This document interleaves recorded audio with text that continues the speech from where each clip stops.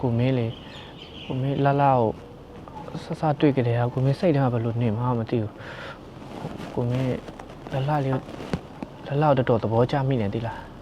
အဲ့ဒါကလည်းလေဒါကဟိုကိုမင်းအဲ့ဒါလှကိုဆတွေ့ခြင်း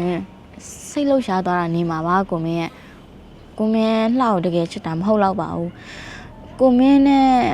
လှနဲ့ချစ်ရအောင်ကြိုက်ရအောင်လေကိုမင်းနဲ့လှနဲ့ကမြန်မာကားထဲကလို့တထေးလေးနဲ့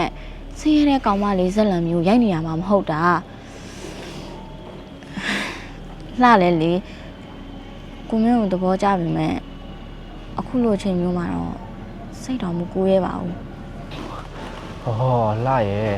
ကိုမင်းကလေလာရဲ့အဲ့ဒီရိုးသားတဲ့စိတ်လေးသဘောကျနေမိနေသီလား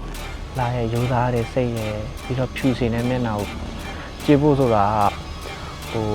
ဂုံပကာတနာတွေအစစ်အသားတွေဘာတွေညနေမှမလို့အားလာလာရဲ့ ကို